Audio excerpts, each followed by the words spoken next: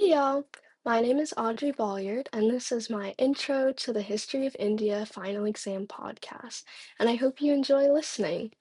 Today we're going to journey through about 4 centuries of South Asian military history by comparing two very different imperial military systems. We'll first discuss the ideas of Zahiruddin Muhammad Babur, the Timurid prince who founded the Mughal Empire in 1526 and recorded his experiences in the Baburnama.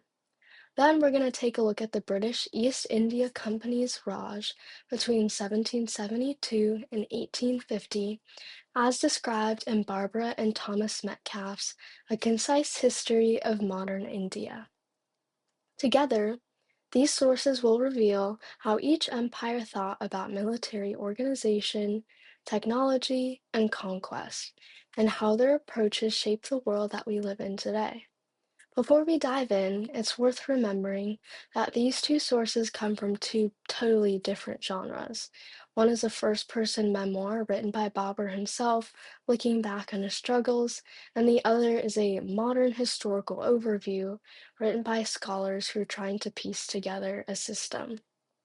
The difference in perspective already shapes how each one talks about war and power. We'll start off by talking about how these systems organize their armies.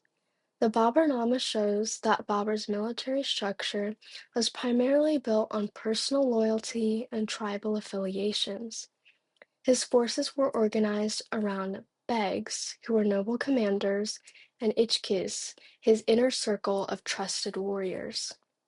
When Babur took the city of Samarkand after a 7-month-long siege, he restored the existing begs to their lands and rewarded those who stood by him with promotions and estates. It wasn't like a modern, impersonal chain of command. It functioned more like a feudal network built off of personal obligations. When Babur mentions the core followers who stayed with him after waves of desertion, he lists all of them by name, and it's clear that they're bound together by personal, familial, or even monetary ties. The text also shows how dependent many of the Mughals and other followers were based on Babur's personal favor and patronage, rather than any kind of formal institution that he created, which echoes broader early modern patterns where rulers tried to build loyal military households by tying the soldiers' fortunes directly to their own fortune. The army itself was a mixed bag of Mughals, Turks, and other local recruits, and the Baburnama makes clear how fragile the system could be. After taking Samarkand, Babur mentioned that all of the Mughals deserted him when the pay and plunder dried up, followed even by key commanders like Sultan Ahmad Tambul. This exposed a major weakness in his army, as loyalty was conditional and based off of immediate reward. When Babur tried to defend Andajan, he faced mass desertions of some, 700 or 800 soldiers, reducing his force to only about 200 to 300 people, as there wasn't anything keeping the army together other than the hope of personal gain.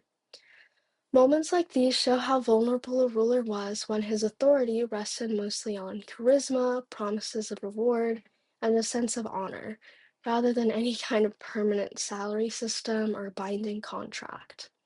Despite this, Babur was still a remarkably resilient and effective empire builder, able to rebuild his power after repeated defeats and ultimately carve out a new dynasty in North India through tactical innovation and sheer persistence. Contrast this with the British Raj's creation of a standing army, which fundamentally changed military strategy as we know it today. The East India Company, starting under Warren Hastings, built one of the largest European-style armies in the world, growing from about 100,000 men in 1789, going all the way to roughly 155,000 during the Napoleonic Wars, consisting of both infantry and cavalry. This wasn't just a loose collection of warlords in it for some kind of reward. It was a professional mercenary force that came with standardized recruitment, uniform, drill, and pay.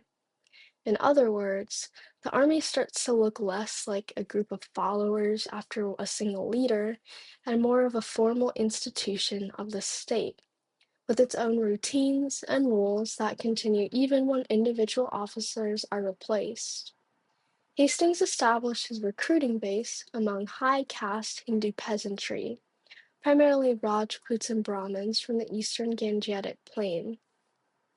This practice developed into a broader idea of something called martial race theory, which classified certain castes or communities of people as better suited for war due to fabricated physiological or psychological reasons. While this was clearly problematic and inherently exploitative of certain people, loyal service was also secured through regular pay, the development of regimental pride, and the prospect of a pension or even promotion, which is uncommon in other Indian armies. Sitaram, a sepoy who served for over 40 years, described being attracted by his uncle's splendid red coat, gold buttons, necklace, and apparent wealth before he even understood what being in the military meant. Once he enlisted, however, he encountered the harsh reality of what drilling and discipline really meant in the British Raj, talking about all of the maneuvers, orders, and even punishment that he faced. That kind of experience is pretty typical of a sepoy recruit, where learning to march, obey, and fit into the regiment mattered more than any kind of personal relationship with the men at the very top of the hierarchy.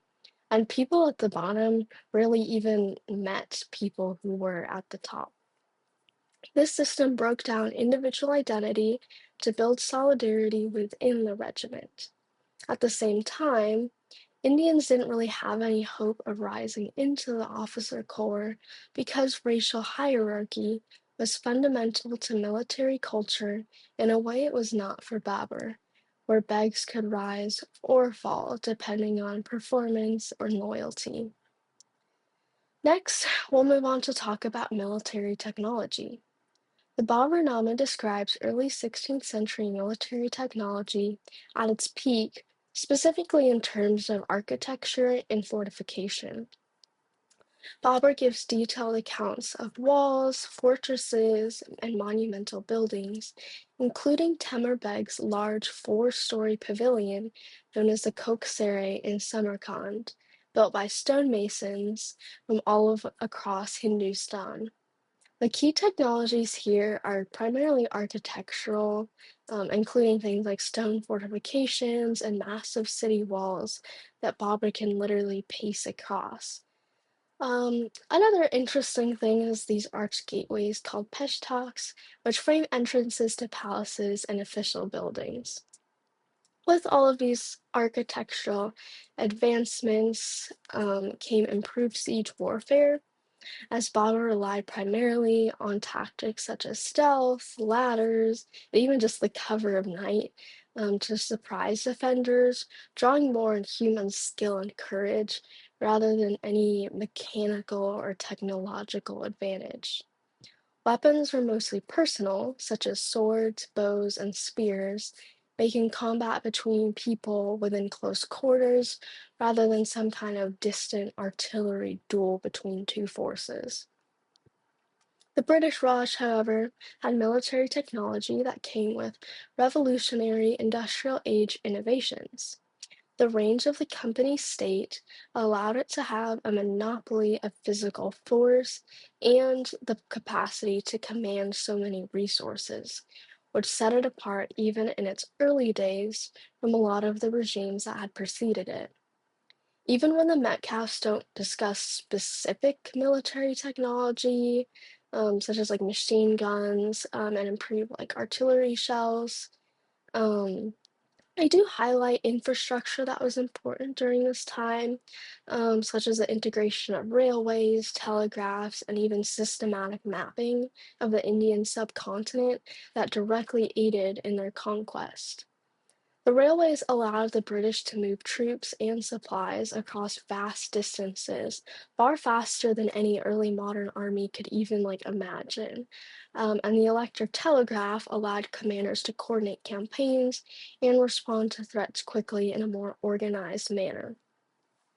The Great Trigonometrical Survey, begun in 1818, sought to map the entire country of India using detailed triangulation and these long baselines that they measured with steel chains. This wasn't just map making for curiosity's sake, but it was also a way for the British to understand the continent on a way that they were able to better control it. When the British fought the Marathas or conquered the Punjab, they weren't just bringing in their armies to plunder the people in the land, they were also fundamentally changing the political and informational landscape of India forever. Both of these systems were driven by ambition, but the nature of that ambition differed greatly. Babur's militarism was really just personal, and he wrote that when one has pretensions to rule and a desire for conquest, one cannot sit back and just watch if events don't go right once or twice.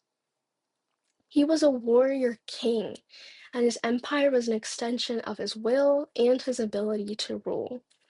His campaigns in Transoxiana, capturing, losing, and then recapturing Samarkand again, almost were like a personal saga, and he even measured his success in just the 100 days that he ruled as Padishah over that region.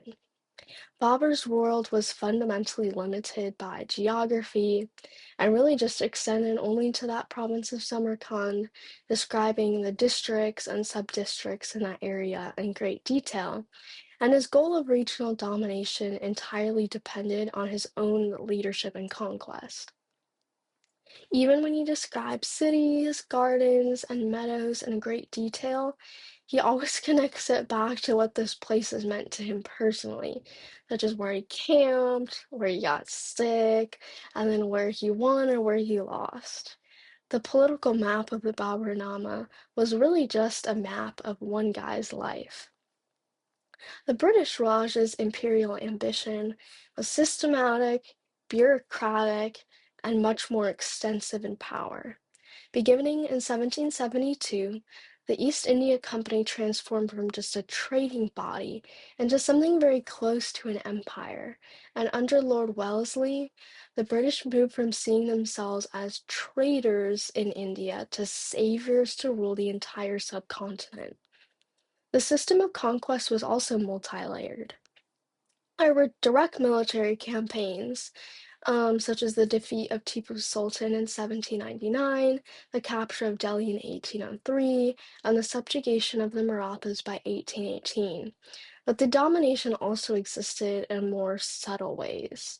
The subsidiary alliance system, for example, allowed the British to absorb states into their empire over time through various kind of nefarious legal ways, and they promised protection, but often it led to mounting debts, forced territorial cessions, and eventual annexation, contributing to Indian bankruptcy as British territory continually expanded. At the same time, the British officials touted an ideology of improvement and civilization that justified their expansion, claiming that Britain's mission was to reform Indian law, administration, and even culture. They really wanted to just create a class of Indians who would effectively be as anglicized as possible. Babur just wanted to rule, but the British wanted their rule to go beyond simple military conquest. The evolution of these systems reveals their underlying nature and intentions. Babur's system reflects the norms of 16th century warfare, which really wasn't anything entirely revolutionary. He focused mostly on siege warfare, cavalry raids, and fortress construction, but the scale at which he operated at was almost minuscule compared to the military-industrial complex of the British Raj.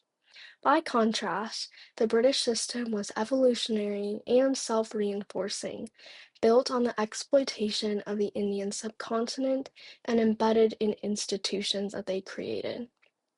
For example, again, when the subsidiary alliance system failed to serve its original purpose of buffering the British territory, it slowly became that mechanism for indirect rule and gradual annexation. Military fiscal pressures that bankrupted Indian princes funded further British expansion, and they effectively created a vast Indian empire where the army was used to extract revenue, enforce law, and maintain colonial order and control. While Babur's system ended and shifted during the ever-changing dynastic rule of the Mughal Empire, the British system outlived the East India Company itself and continued under direct crown rule. They created a despotism of law where even military power was subordinated to institutional rules and racial hierarchies. The Baburnama gives us war more as a personal narrative, while the British Raj gives us war as a state system. One is a story of just some guy and his allies, while the other is like the architecture of an entire empire. The difference between this like personal and systematic system helps explain why one imperial project changed over time through the different Mughal dynasties, while the other lasted through generations and shaped militarism in an entire continent and even how militarism is approached around the world. Again, my name is Audrey Bollier, and thank you for listening. Have a great day.